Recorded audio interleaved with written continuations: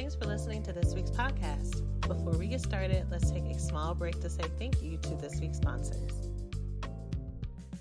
So there's someone in your life that you know you need to let go of, but you're too afraid that once you will, he or she will magically change. You're fearful that they will find someone else and that you'll be stuck alone or that they'll be happier without you. And so you're frozen, not making a change, not knowing if you were doing the right thing or if you're wasting your time. I absolutely get it. It can be so hard to let go of or even just shift and adjust relationships that mean the world to you.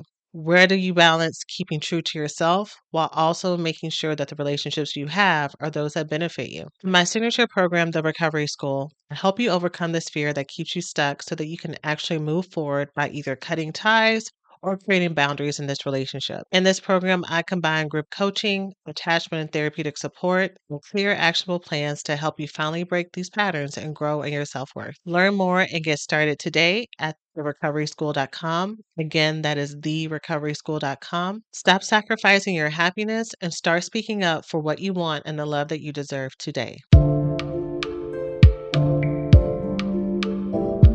My job is to somehow make them curious enough or persuade them by hook or crook to get more aware of themselves and where they came from and what they are into and what is already there, and just to bring it out. This is what compels me to compel them, and I will do it by whatever means necessary. Welcome to the Black Girls Heal podcast, where we talk about healing our intimacy disorders, unresolved trauma, and building a healthy relationship with first ourselves and then others. Every episode, we will talk about advice you can apply today to break unhealthy patterns and grow in your self-worth. I'm Sheena Lachey, Love Addiction Coach and Trauma Specialist. Let's begin. Hello, and welcome to the latest episode of Black Girls Heal. I am so happy to be with you today as we continue our series on money trauma and recovering from it and its interaction with love addiction. So I want to say here, when I was thinking about last week's episode, there was something that I wanted to make clear that I'm not sure if I did about this intersection between money disorders, money attachment, love addiction, love avoidance, and why I'm taking the space here to talk about it. So I've shared on the podcast before that when it comes to love addiction, love avoidance, love deprivation, what have you, when you are going through your recovery, it is really important for you to be mindful of co-occurring disorders or addictive behaviors. So this is where you can stop your overattachment or your overindulgence in one area and then switch it out for another area that might be benign and might just be actually a really functional part of your life. But because you're trying to use it to fix a hole that you have on the inside, it's one, never enough. You never feel satisfied enough in it. Usually you're using it so much to where it might actually start to cause some complications, or you're going to start to feel more anxious around that area because you're not doing it for joy and fulfillment. You're actually doing it to fix this internal fear you have of either not being enough, not feeling safe, needing to prove yourself, and it just doesn't work. And so then once that starts to feel problematic, you'll switch that out for something else. And then you'll do that until excess, until finally you're like, okay, well, I think it's time for me to go ahead and focus on myself and relationships again because I've been focused on all these other things for so long. So let me come back to this. So, for example, if you struggle with love addiction and trying to find love in relationships to make you feel good and make you feel safe and make you feel chosen and make you feel good enough, once that starts to crash and burn, you may say, okay, you know what, forget that. I'm going to focus just on my career. I'm going to focus on getting that bag. I'm going to focus on getting my degree. I'm going to focus on being purposeful and being in my talents. And so you'll work and work and work and work and fill your time, fill your energy. But then that starts to become old if it's not already feeling old. And you find that you really don't have any time for yourself, for rest, for life. You may start to feel burnt out. And then that may switch out. And then you start to focus on your body, focus on your glow up, focus on getting in the best shape of your life, focus on wearing clothes that feel really good for you, getting your makeup game on point, getting your hair all together and really going in that direction, hoping and feeling that if you feel fulfilled in that, then you will start to feel enough. But here's the thing with all three of those things. none of those things are bad. All those things are amazing. All those things actually do point to someone who has healthy self-worth. Acting and showing up in your talent, finding ways that you are showing up fully in your body and your body image and actually liking this version of yourself, finding love, finding connection. These are all great things. But when you're using them as a substitute, to try to fix deep inner child wounds with this inner script that says you are not enough. You are never going to have enough work accolades that are going to make you feel safe and make you feel enough. You're never going to have a body shape or a body type that's going to make you feel safe and make you feel enough. And you're not going to have a relationship that makes you feel safe and makes you feel enough, because the common denominator is how you feel on the inside and what you're able to receive, how secure you feel, how you feel about your self worth is best when all of those other things are an outpouring of the fulfillment that you already have within you. And so you're doing those things out of self love, not out of trying to fix something that was never broken in the first place. So, money disorders and the way that we operate around money, whether or not in anxiety or whether or not in over control, can be one of those things that we cycle out in aims of trying to fulfill these places that don't feel safe to us, these places where we may hide showing up as our best selves, these places that we may try to over control in some areas, we may start to try to over control in the areas of money. And because there are so many voices and so many stories in this world that sometimes will enable these behaviors, and we wonder why we don't ever get to this mountaintop where we feel fulfilled, where we, have enough money in our bank accounts, where we have enough shoes in our closet, where we have enough fill in the blank that actually makes us feel accomplished. And as we can rest, it is because maybe we are doing all the right things, but the reasons why we are doing it, maybe they're intertwined with these are good, functional, healthy behaviors for ourselves that is designed to help us be our best selves and to build a life that makes us feel good. But we're doing it from a place of scarcity. We're doing it from a place of lack as well. We're doing it from a place of fear or money trauma that we've seen other people go through before. And that's not wanting to either miss out, get caught off guard, suffer like the people that have gone before us. In today's episode, I'm going to talk more about money worshiping disorders. You can't see my air quotes, but for those who keep in this space, things like compulsive spending or workaholism or money hoarding, which really focuses on money is the problem. And once I have enough money, once I've accumulated more things, then I'm going to feel safe and feel enough. If you've watched a lot of people who've gone through this type of trauma and things before, you could be stacking your money, building wealth, doing all the right things that's going to help you and build a legacy that comes after you. All of these are truly healthy things, but you won't be able to sit and never truly experience gratitude for it. You're not going to be able to look back and rest and see what you built because you're building it from a place of anxiety, trauma, and fear. And so, what I want for every single person who listens to this episode and every other episode that I do is I want you to get every single thing that you want. I want you to buy the shoes. I want you to make the investments. I want you to get your boo. I want you to get the job. I want you to, go on safaris and go on all the trips you want to. I want you to have every single thing that you want, but I want you to be able to enjoy it. I want you to be able to be fully present and see the good thing that you have in front of you and to actually experience it, to not miss time, to miss moments, to miss the beauty that's in front of you because you're constantly looking over your shoulder for the next thing, or you're looking over your shoulder for this good thing in front of you to be taken away from you, right?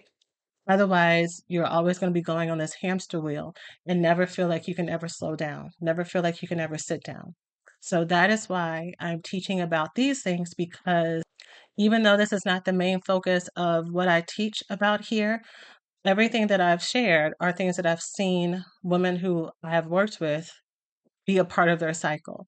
And while we get one area of their life under control, these other things start to come up. And so, because I see this intersection, I wanted to mention it. So, if this applies to anyone who's listening or anyone that you know, that you can go and get the support and resources that will help you best. Of course, I'm having my money workshop in the next couple of weeks where we're going to be talking about healing from this money trauma and learning how to be present and learning how to practice mindfulness and some other tools to help us with this.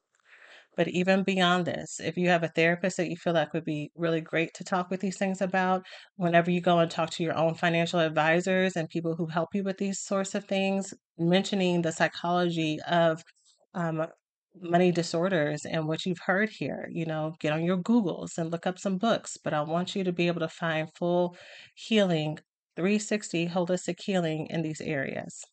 So, with that said, last week or last episode, I talked about money trauma and under earning. If you were to look up what a lot of people who teach about money disorders, the philosophy that they use when they talk about this, they usually separate money disorders into two, sometimes three categories, which is money avoidance disorders and then money worshiping disorders. Last week's episode focused more on money avoidance disorders. So I did a big focus on under earning because that's usually what I see that happens the most in the women that I serve, either the women that I serve or in the partners that they pick. So either they are the ones who struggle with showing up as their full selves and not sabotaging their own movement, thinking that they are not worthy of what is given to them. Not going out for positions that they actually want, not dreaming big, and just living in a lot of comfort and fear, or they pick partners who under earn and have their own sort of trauma and own sort of insecurity. And so now the women that I support are now the caretakers. They're the caretakers of, usually it's men, but it can also be women, but they're the caretakers of their partners. Now they have to mother them. Now they're trying to help them get their degrees. Now they're trying to help them with their resumes. Now they're trying to help them, find what the passion that they want in life, even if that person is going back and forth between all these different things and not actually following suit with anything, but giving all this lip service to what they want to do and the person that they're going to be and the dreams that they have, but not realizing that, again, that comment that I made last episode about the call coming from inside the house, that this person, that they are the anchor, they are the roadblock. Not all the things that they have said have gotten in the way, and not all the chances that they say people never took on them, that because they don't feel good enough and because they are kind of set on under showing up and not showing up as their best self, it doesn't matter how much you pour into this person. It doesn't matter how much you sacrifice. It doesn't matter how much you encourage them. They are not going to change unless they want to change. It doesn't matter how much you threaten them. For anyone who listens to that and says, hey, that's my partner, let me go and tell them what I know now and tell them that they got to get their stuff together. You got to be the change. You have to decide what it is that you want in your life and what the amount of work and labor that you want to bring to a relationship, and then you have to do it. You can't wait on somebody else to give you permission to pull back. You can't wait on someone else to give you permission to say, okay, you know what? You've given so much and you've shown up so much. If you are in this type of underbalanced relationship that has been causing, usually if you've been in this type of relationship for a long period of time, it has caused you a large amount of not only emotional stress, but financial distress, psychological, maybe even spiritual distress. And so you are now in a SOS crisis situation. And so it is okay for you to take measures, however it looks best for your family and for your setup, to pull back in a way that helps preserve the amount of damage that has been done. But under earning is one of a few avoidance, money avoidance disorders, but the other ones that are usually talked about kind of roll into um, under earning or what a lot of that symptomology is. So that's why I focus on that one specifically because of how commonly I see it. Today's episode, I'm going to focus on money hoarding, compulsive spending, and workaholism. Usually, when people talk about money worshiping disorders and ways that people may act out their anxiety and over control or avoidance with money, they will also mention compulsive gambling. I am not going to talk about gambling only because with the women that I have served, I have not had anyone bring this to me or that I have seen directly be something that they struggle with. I've had women who've had other female family members or other family members who do not identify as women who have struggled with gambling, but no one who I've directly supported. But I have directly supported women who struggle with compulsive hoarding, spending, and overworking. And so I'm going to stick to what I know. And then at the end, I will talk just a little bit more about relational financial disorders, which is usually the third category of money disorders that folks can talk about when they talk about money issues and how it can show up in your body and in your relationships. So, before I get into the definitions of all these different types of money disorders, I'm going to give you just a one word statement that can encapsulate the thoughts for the folks who may struggle with each of these, just so that you have just a top line understanding. So, um, the thought for compulsive hoarding of money is a thought there will never be enough money. Therefore, I'm going to keep saving it, right? It doesn't matter how much you make, by the way. With all of these, when you look into money disorders and stuff like that, there's a lot of people who would say that this is usually connected to debt or to people who don't really have a high income. But that has not been my experience and what I've seen and what I've experienced as well. People can have a very high income, but it's more related to the anxiety and the emotions surrounding this.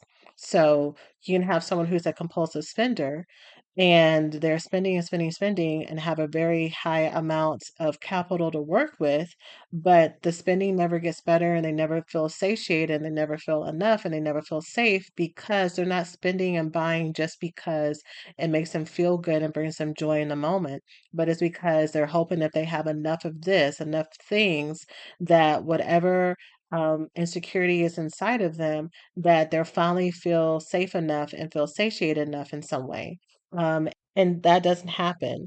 And usually, what happens with folks who have a high amount of capital to work with around their money disorders is usually they cannot see it until they are in an intimate relationship with someone who also is seeing what's happening firsthand or is directly involved in the finances to where they start to get a different set of feedback and a different perspective of people who see the long-term effects of what is happening and maybe it's even starting to affect them depending on their family makeup or situation, and there's an ask to pull back. So just like all compulsive process disorders or addictions, one of the qualifiers is whatever you're doing. Is it starting to impact not only your own functioning, but your lifestyle, your relationships, and the people around you? You know, because if it is starting to bleed out of the lines of it being contained to you and it's starting to affect everything else and touch everything else, it's worth looking at. So with compulsive hoarding, there will never be enough. This might show up in relationships. I know I'm skipping ahead a little bit, but this might show up in relationships to where there's this extreme frugality, and no matter how much money you have stockpiled somewhere, no one can touch it. So people are still living in either hand-me-downs or things that are very broken down, things that it's not even that you're living in a place. I know that the word that I use is frugal, but just think about less than frugal, like cheap, almost decrepit. And that there's just like extreme restriction, extreme deprivation among around spending anything, to where you feel unsafe taking care of basic expenses that will not put you in any financial danger, but you just refuse to do so based on that anxiety that you have regarding that. The top line thought for workaholism is I have to work hard enough to make sure there's enough money, or I have to be busy all the time to feel like I'm enough. So either one of those or both of those can be the top line thought for workaholism. And then for overspending or compulsive buying, top line thought is I need this now. I need multiples of these now. This is such a good find. I must have this now. If I do not have it now, fill in the blank.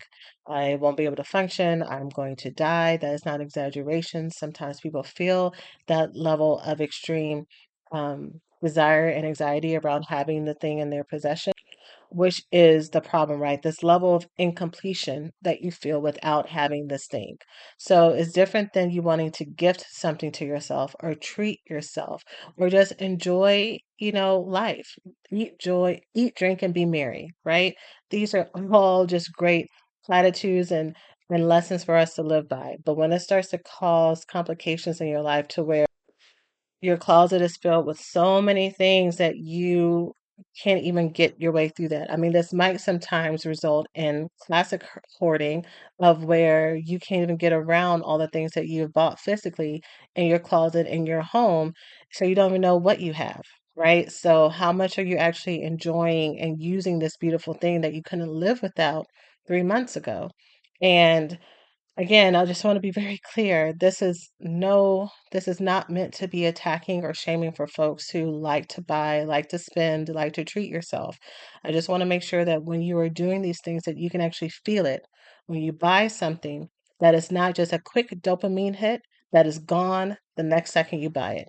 But I want you to be able to feel deep into your heart, deep into your skin, deep into your bones. I want it to be so grounded and rooted in your body what you have just gotten, right? To where it's a full body experience that lingers, that stays, that you can look over at it in your closet, in your room, in your car, in your office, where your child is wearing it, where your partner has it in their hand, and you can look at it and it brings you joy versus you forgot that it even existed so quickly afterwards, right? I hope that makes sense.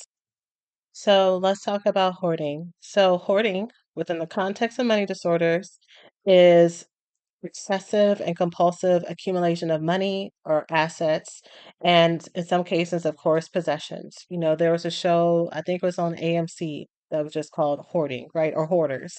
And so you would watch people who would just have their homes just filled to the brim, to the ceiling, in every single room with the things that they had bought. And it is very possible for you to not have a home that's filled with material possessions, but you have bank accounts and investment accounts and other accounts, life insurance plans, estate plans, all those things that are filled to the brim with money, but you are still living in deprivation. So what is that book? That book that's called The Millionaire Next Door. And it talks about how the majority of millionaires in the country are people who are unassuming. So they're not all tech startup folks. They are the teachers, they are plumbers, they are engineers, and they're living in regular houses and regular neighborhoods, and they are millionaires. Why? Because they are smart with their money, they are maybe conservative with their money, they are balanced with their money, right? And they are not living beyond their means, but they also are putting money away, investing, and all that stuff. And so they have built wealth over time. So, and me talking about not spending money, this is not me telling folks who are more wise and savvy with their money that because you got it, that means you need to go and buy a house that's, 5 times more than the one that you already have, and you should be flying to Bora Bora every week and whatever else. What I'm saying is, if you are wearing shoes that no longer fit you or have a hole in them, or if you have a partner who's saying that they want to be able to go out to dinner sometimes instead of having to um, eat groceries inside the house every month, and also that there's a cap on the amount of groceries that they're allowed to spend, right? That they're buying generic brand food because they are not allowed to buy Oreos because it's not needed. Meanwhile, you have insert blank amount of money in your bank account. Again, I'm going to try not to put numbers on things because what is low and high is very subjective to people. But that amount of deprivation and over restriction is very, very unhealthy. It is unhealthy for your body. And I'm going to start there. This isn't about philosophy or, what's too much or enough. But when your body is living under extreme stress, and under extreme restriction. It impacts your nervous system. It impacts your gastrointestinal system, which is connected to that. It impacts your cardiovascular system. It impacts your ability to move through the world without living in anxiety and being able to sleep at night and all those things, right? You are still very hypervigilant. And that is not good for your health and your mental health, your physical health and your mental health long term.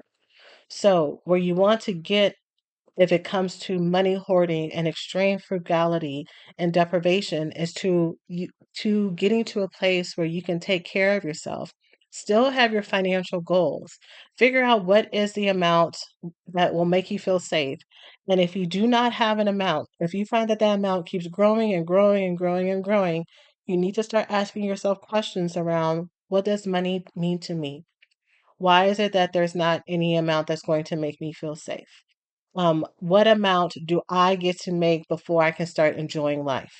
If that is my plan, at what age, at what time period will I be allowed to enjoy my life? Do I feel comfortable waiting that amount of time, be it months, years, or decades, where I am not allowed to enjoy my life until then? and that I'm living in this kind of very restricted darkness in some ways, right? This kind of dimmed existence of where I am. Is that when I look back at my life at that point, how I want to have experienced my time? I love a good story. Whether it's Issa Rae giving a modern yet hilarious depiction of what it looks like to be a young Black woman navigating love and relationships in America, or Toni Morrison beautifully weaving the most majestic stories of the Black experience of pain, growth, identity, culture. A good story is not only healing, but it connects us to those who are influencing our culture and moving it forward for the better. The next generation of influential Black voices can be found on NPR's new collection, Black Stories, Black Truths. Black Stories, Black Truths is a celebration of Blackness from NPR. Each of NPR's Black voices are as distinct, varied, and nuanced as the Black experience itself. In the Black Stories, Black Truths collection, you'll hear stories of joy, resilience, empowerment, and creating world-shifting things out of struggle. Every episode is a living account about what it means to be Black today, told from a unique Black perspective. From Bobby Shmurda to The Wire, Michelle Obama to reparations, there's no limit to the range of Black stories, Black truths. Black perspectives haven't always been centered in the telling of America's story. Now they are the story. In NPR's Black Stories, Black Truths, you'll find a collection of some of NPR's best podcast episodes celebrating the Black experience. Hear a feed of episodes from across NPR's podcasts that center Black voices. It's NPR Noir. Turn on NPR today and hear a range of voices as varied, nuanced, and Black as the country we reflect. Stories should never be about us without us. Listen now to Black Stories, Black Truths from NPR, wherever you get your podcasts. When healing from an intimacy disorder, one of the first things you have to do right after getting clear on your patterns of addictive behaviors, avoidant behaviors, and living in deprivation is clearing out the roots that caused it. Clearing out the experiences, the traumas, the narratives that have kept you stuck all of these years. In my signature coaching program, The Recovery School, you have the opportunity to reveal the sources of low self worth, to learn about how old roles in your family have resulted in codependency, shutting down, and not letting others in.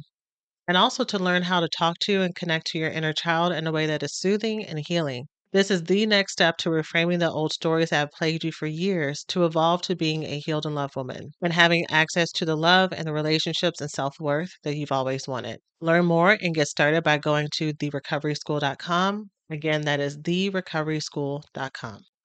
And some people are going to hear me say that and say, yes, it's worth it. Some people are going to look at me and say, or listen to me and say, no, but I don't really know how to get out of that because it's too scary to think otherwise. And that is exactly where I want you to be at, not because that is a good feeling, but because I want you to recognize that there's something underneath that. That this isn't just about budget and numbers and all that, that there is real fear. And whether or not it started with you and something that happened to you, whether or not it started with your family or your community, what you've seen generationally, that there is something bigger outside of you that even when you reach that number, I would highly doubt if you actually felt safe, and me saying highly doubt is the therapist in me that's stopping me from saying you won't feel safe. But I highly doubt it.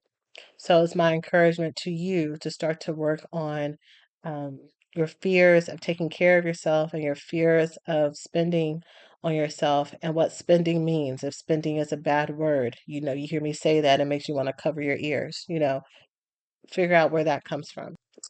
Speaking of spending, let's talk about compulsive spending or overbuying. So this is where it is irresistible for you to not engage in uncontrolled spending. A lot of times, I know that I said that this is not necessarily connected to a certain amount of capital that you have in your life, but I have seen with some of the folks that I have served that they made so much money, made so much money, but their compulsive spending got to a place to where even with the amount of money that they had a partner, they had investments, they had rental properties, they had all kinds of things. The amount of spending that my clients were doing, that it was now causing financial distress in the home. And so, even with these real consequences that were happening, my clients could not pull back. because this is a real addiction. It's a real addictive process that's related to triggers, emotional catalyst is connected to cognitive thoughts that and scripts that you have on replay over and over is connected to the dopamine, is connected to the payoff, is connected to the withdrawal. There's real withdrawal that happens when you try to stop these behaviors.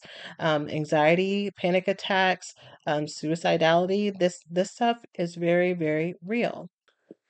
So with the compulsive spending, working through this, it is about you looking at what is the underlying emotional and psychological factors that are driving you to spend. What is it that you're trying to get? What is it that you're trying to feel? Where did you learn this, right?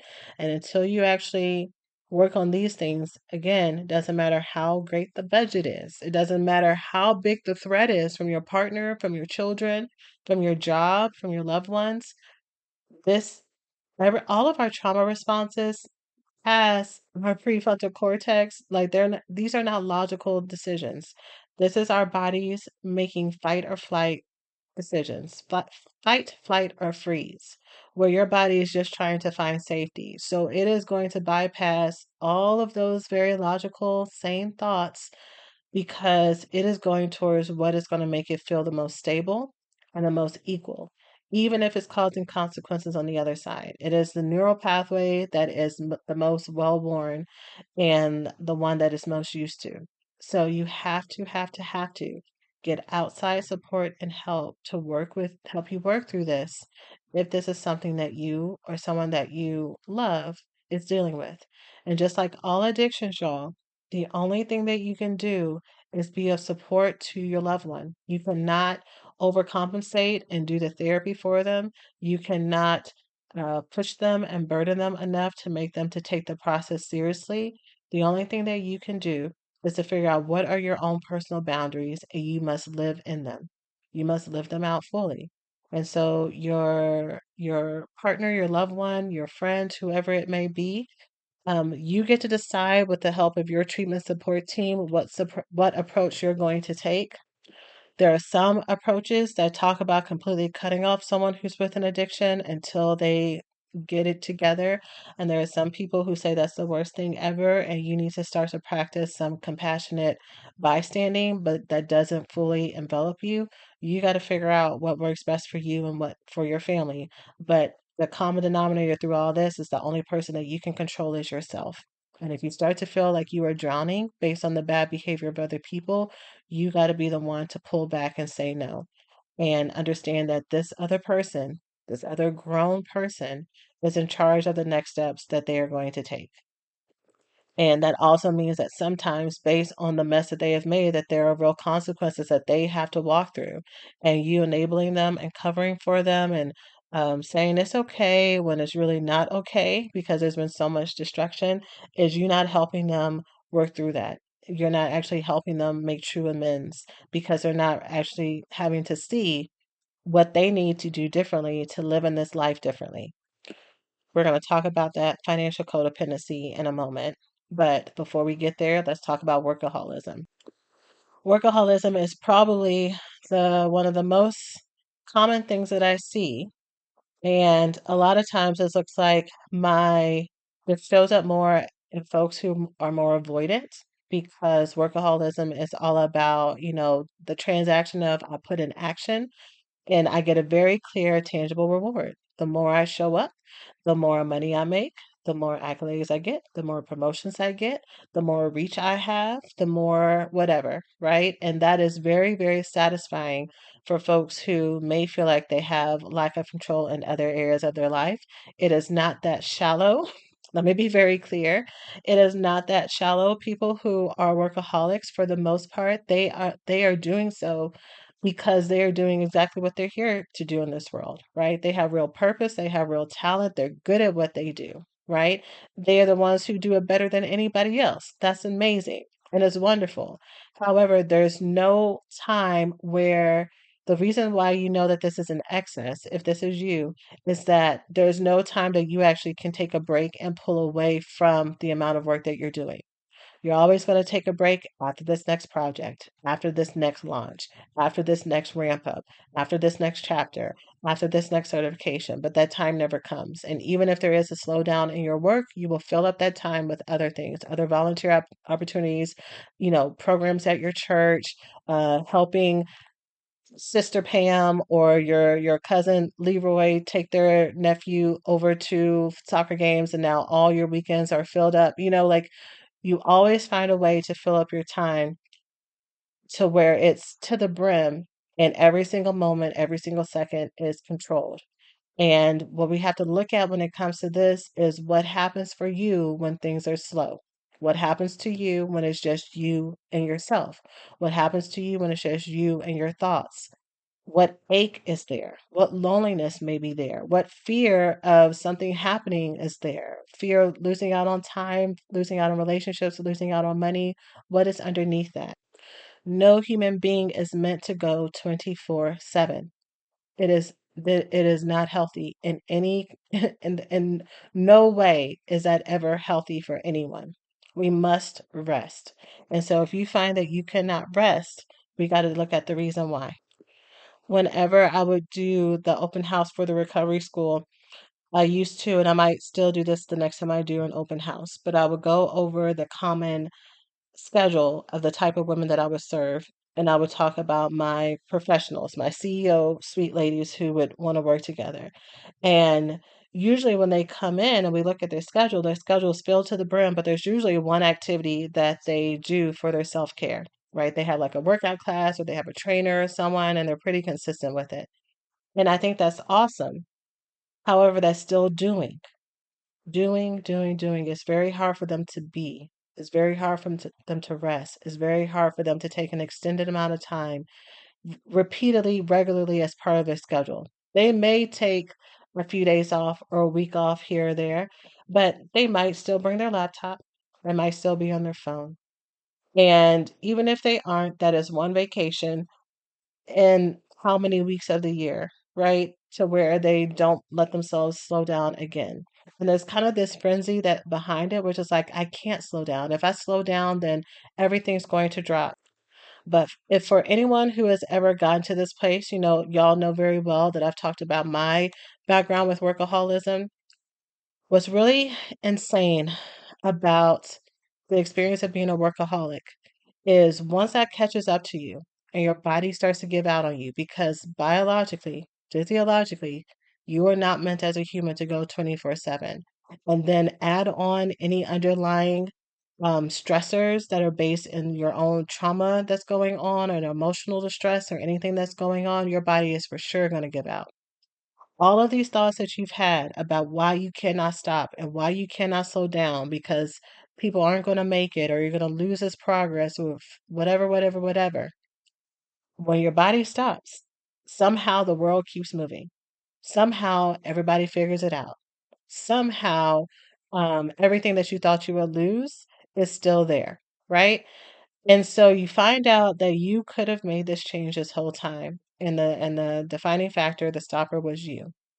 And so, but still, you knowing that, and you hearing me say that, or you hearing other people in your life go through that, or even if you yourself have been someone who has experienced burnout and breakdowns and everything else, that doesn't stop you from making that change until you want to, until you figure out what are my real driving factors underneath here. What is it that I'm trying to accomplish and build? And is it possible for me to have those as true pillars of my life without sacrificing myself? I only got one life, one body. How can I live my life to the fullest, accomplish everything on this earth in this lifetime I'm here to do without losing and abandoning myself? Right? Like that's what we're searching for here. Okay?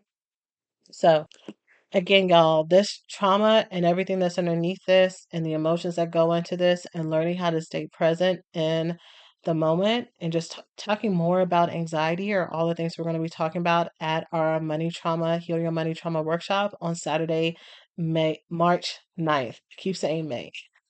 Saturday, March 9th. You can register by going to blackgirlsheal.org/money.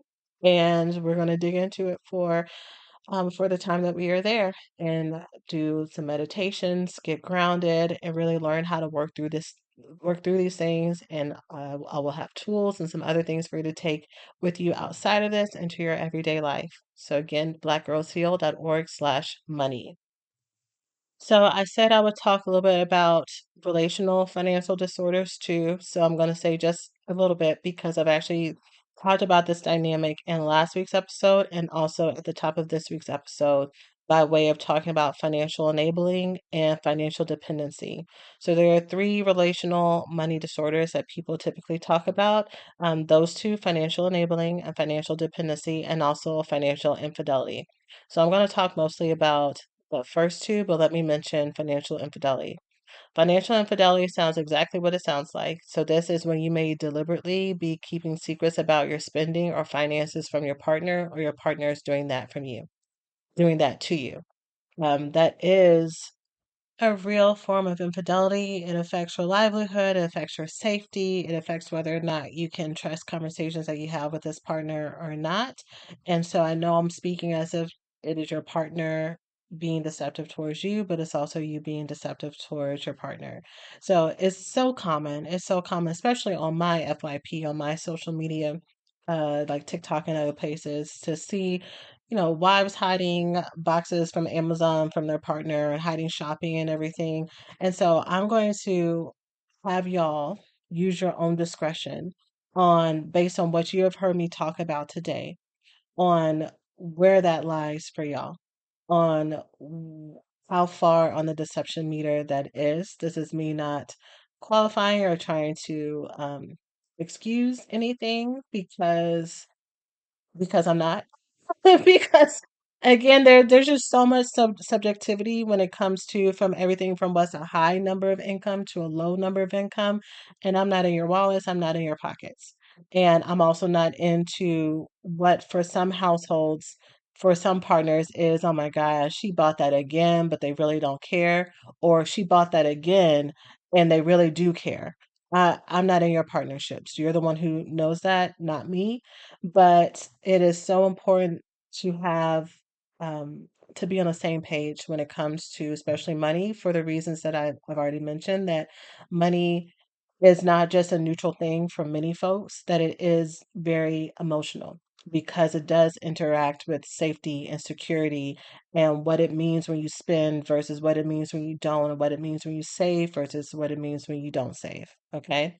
But what I really want to talk about, because it is what I see often in the women that I serve, is financial enabling and financial dependency. So, financial enabling is when you are giving a lot of money and co signing the bad habits and the expenses of other people who are not, who because of that do not have to take care of their own um, livelihood and their own needs, but to the place to where they don't know how to, and they may have lots of crises that they will not get out of, that you're the one who's in charge of fixing it. There is no end to the amount of rescues that you give them as well. What you say is the last time, or you can't do it anymore. It never is, because then they will come back with another sob story, a crisis that's even bigger, and you're the only person who can help them. Or they may, instead of asking you for $1,000, they may stair step you into making you give them more by asking you for 20. So you break your boundary, you say you're not giving them any more money, but here you go with the 20. And then the next time it's 50. And then you're back to 1,000 or more again, because it's a slow decline into that. This is a problem not only because it's enabling this person to always stay in crisis mode, because then they never have to find their way out of it. A lot of times it causes people to endanger their own financial well-being, because they're not only taking care of their own expenses but the expenses of somebody else. You can be financially enabling your own adult children, your own adult parents, your family members, your family friends. It could be anyone around you, but you just want to pay attention to, am I putting myself in financial distress to help somebody else? Even if it's not financially distressing to me, do I feel obligated to take care of this person, and it's causing resentment, it's causing bitterness, it's crossing my own emotional boundaries, and I don't want to do it, but I feel like I can't say no, then we need to look at whether or not you are being a financial enabler, which is connected to financial dependency or financial codependency. So this is where this may not be you, well, actually, it may be some folks, but I was kind of just talking to the folks who are financial enablers. But someone who's financially dependent or financially codependent, they refuse to take responsibility for their own financial well-being and the consequences of when they make bad decisions. So they have a business deal that goes bad, is for everybody else to clean it up and everybody else to give them money and to understand that, they're trying so hard and they just need just a little bit of help until the next business plan goes through, until the next get rich scheme goes through, until the next time they lose their job, but they didn't actually save any money from that job because they knew that someone else was going to be there for them, right? No matter how much that job was. So we got to look at folks who may be refusing to take care of themselves and because they know that other people are always going to be there. If that is you, my dear, I need you to know that you are fully capable of changing this pattern if you want to. The reason why I'm saying if you want to is because if you're doing this, you know that it works. And why change a system if it's not broken? You know why fix something if it's not broken. However, if this is how you're using relationships, there usually is an end date or a time when the people who are on the receiving end of this can and do become resentful. And you may have seen this in previous relationships. And there may be some relationships that you really couldn't care less that they felt this way and you just moved on to the next person. And there may be some relationships that you really hate that it caused all this conflict. So if you're someone who is blessed enough to have people who are generous and supportive around you, I think that's amazing. I think that's a gift that a lot of people don't have, but you want to be very mindful that you don't exploit it. And if this is partly coming from a place where you don't trust your own self to be able to provide for yourself, or you've not been able to gain the skill set, or maybe you feel like you are so far behind and you may feel dumb or look dumb or feel like very young, like maybe you're further behind in life where you haven't built the skill set, just know it's never too late. And trying and you starting is something that's going to be celebrated by everybody around you. People who love you want the best for you and they want to see you shine. And so if no one else has told you that they believe in you, I want to tell you that I believe in you and I know that you can have, be, and do anything that you set your mind to. So I hope that is helpful. All right. This episode was jam-packed, y'all. I covered a lot of things. I really hope that this helped round out part one of our money trauma episodes and that this kind of brought things all together. Next week will be our last episode in the series before the workshop. So if you have any questions or anything that has come to mind, feel free to send me a DM. Feel free to comment if you're watching or listening to this on YouTube. I know many folks listen on Spotify, and there's like a section there where you can write what you learn on an episode. Send us an email if you're in one of my programs and you are in either the BJH Members Club or the Recovery School and you have a question that you would like for me to talk about on the podcast episode before we get to the workshop, you can let me know at any of those places. Either me or my team will get it and take note of it. But that is it for this week. If you would like to join me at our Healing Money Trauma Workshop, you can still register by going to blackgirlsheal.org/money and save your seat, and you will get full access to the replay. If you cannot join live, it will be at 10 a.m. CST on Saturday, March 9th. You can submit your question ahead of time, and I will answer it for you at the workshop on the replay that you can watch when you are able to listen. So that is it for now. I'm sending you all so much love, and I will see you in our next episode. Take care of yourselves.